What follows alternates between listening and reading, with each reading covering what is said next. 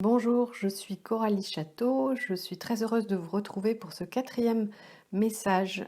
par rapport à la question comment recevoir l'aide des êtres de lumière, comment se connecter à nos guides, nos anges, nos archanges ou maîtres ascensionnés. Aujourd'hui d'ailleurs c'est pas une vidéo, c'est un podcast pour des raisons tout simplement techniques parce que plusieurs d'entre vous m'ont dit que la qualité du son n'était pas toujours bonne dans mes vidéos. Donc je fais aujourd'hui un nouveau test qui n'enlèvera rien à ce que je souhaite partager avec vous sur mon expérience de cette reliance, sur ce que je constate, sur les bienfaits que cela m'apporte et aussi sur les surprises. Par ma pratique donc où je place toute mon attention sur, selon l'inspiration du jour, ça peut être un guide, un ange, un maître ascensionné, je m'adresse à cet être de lumière par l'intention. Je peux simplement utiliser aussi la prière ou l'invocation. Chacun trouvera donc le support qui lui convient le mieux et ça peut changer de jour en jour. Donc cette pratique régulière, ce que je constate dans le temps, c'est que en fait elle m'élève à ma propre dimension de lumière, c'est-à-dire que les choses sont plus claires, je ressens que j'ai une vibration plus légère, comme si je me rapprochais de ma dimension, ma divine dimension ou de mon essence en fait. Cette partie-là, elle s'expand en moi et je n'ai pas de preuve pour ça, mais mon intuition et mon ressenti me fait voir que c'est grâce à cette concentration et à cette pratique quotidienne et le fait de me concentrer, d'envoyer mon attention sur un maître ascensionné par exemple, euh, c'est comme si je recueillais ses qualités, c'est comme si ça m'élevait, comme si je pouvais monter sur une échelle qui me rapproche de la fréquence vibratoire de cet être-là, non pas par miracle, simplement parce que ça résonne en moi, je me connecte délibérément et donc oui, ça m'élève. Et il n'y a rien de magique là-dedans puisque on a chacun cette dimension de lumière en nous, c'est notre source, c'est notre essence.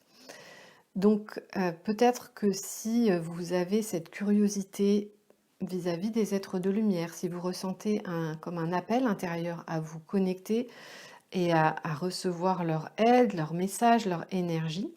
c'est tout simplement l'appel de votre âme, de votre soi, de cette parcelle divine en vous et de l'être de lumière que vous êtes qui veut se révéler. C'est vraiment de cette façon que je le vois aujourd'hui. Et je constate en fait qu'avec la pratique régulière et toute l'attention que j'y consacre, je ressens qu'il y a des illusions que j'avais, des croyances limitantes qui se libèrent, qui se dissipent beaucoup plus facilement qu'auparavant. Par exemple, j'ai commencé un travail qui était en développement personnel hein, en 1997, donc il y a plus de 20 ans.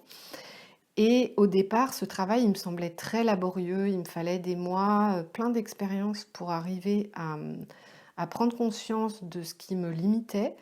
et puis ensuite à le dépasser, c'est-à-dire à poser des actes pour aller plus loin. Et aujourd'hui, dans cette pratique, j'ai l'impression que c'est un raccourci, c'est-à-dire que les choses vont beaucoup plus vite, les prises de conscience se font beaucoup plus rapidement et il y a aussi une espèce d'intégration instantanée qui se fait en parallèle avec ces prises de conscience. Donc je n'ai plus besoin d'attendre. Bien sûr, j'ai besoin de faire des choix et de les concrétiser par des actes,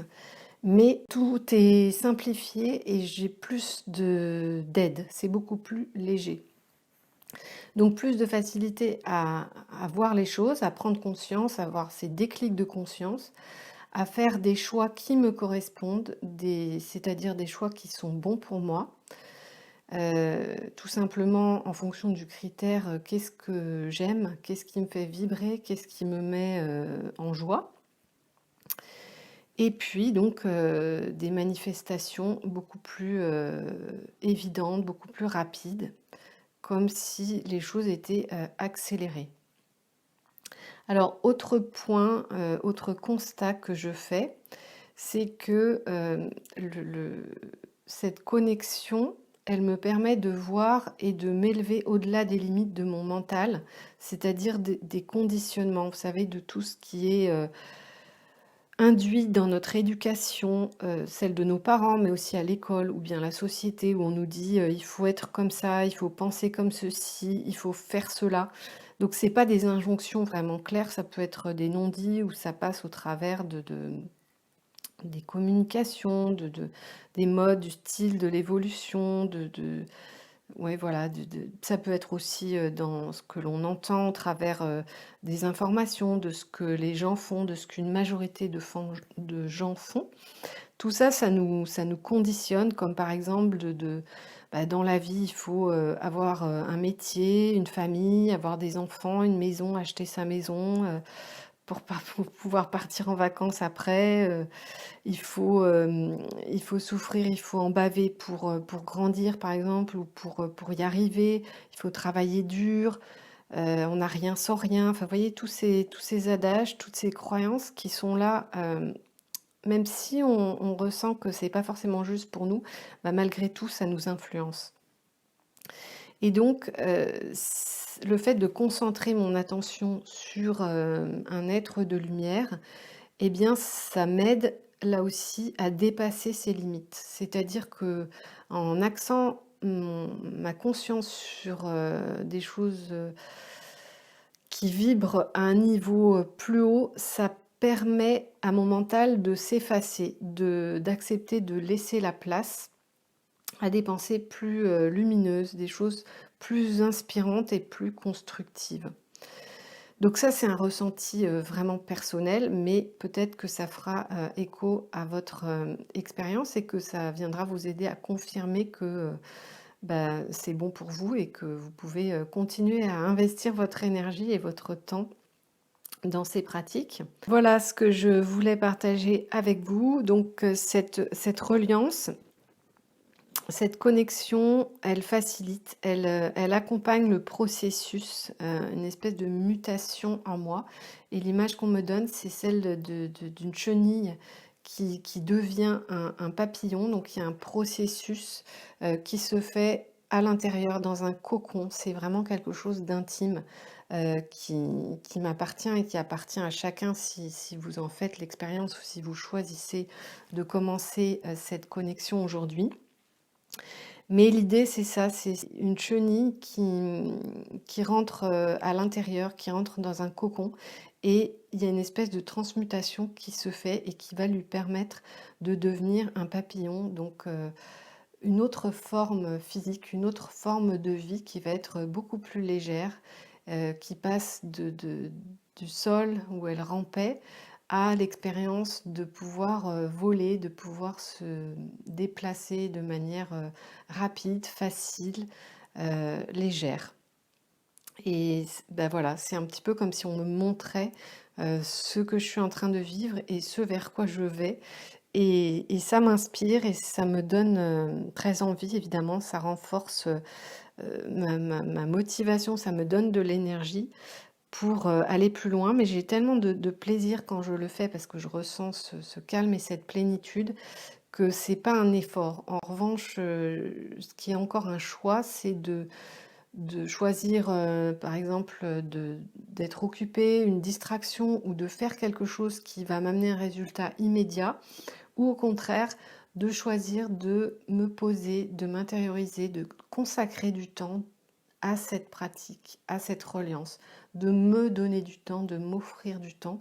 pour ne rien faire et simplement être dans le silence ou simplement dans l'observation, dans la présence, la conscience d'être tout simplement. Pour chacun, ce sera différent, mais sachez que pour moi, et je suis persuadée pour d'autres personnes, Cette connexion aide dans cette mutation, elle aide à retrouver sa vraie nature, sa nature, sa dimension divine dans la matière, hein, tout en gardant un corps, tout en l'incarnant dans notre vie. On reste un être humain, mais on a beaucoup plus de recul. Notre vision d'ensemble, elle grandit au fur et à mesure de cette pratique.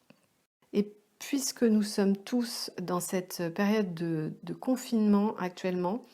eh bien, profitez de ce temps qui vous est offert pour pouvoir pratiquer ça plusieurs minutes par jour, peut-être une fois, peut-être que ce sera 2 fois, peut-être qu'au bout de 2 ou 3 jours, vous aurez envie que ce soit plus long et que vous allez vous sentir vraiment appelé, vous allez ressentir le besoin de cette pratique parce qu'elle vous apaise, parce qu'elle vous allège, parce qu'elle vous amène des choses qui vous nourrissent en profondeur à l'intérieur sans avoir besoin d'aller courir dans tous les sens, sortir de chez vous, etc. Donc profitez de cette expérience d'intériorisation, c'est vraiment un moment propice pour ça qui nous est offert là au niveau collectif. Moi je vois ça comme un cadeau. Voilà, si cette vidéo vous a plu et si elle vous a aidé, eh bien likez, partagez et je vous mettrai aussi juste en dessous un livre qui m'a beaucoup aidée, qui m'a un petit peu propulsée, qui a été une marche que j'ai découvert il y a un peu plus de 2 ans et qui, oui, qui a comme ouvert une porte en moi pour ces pratiques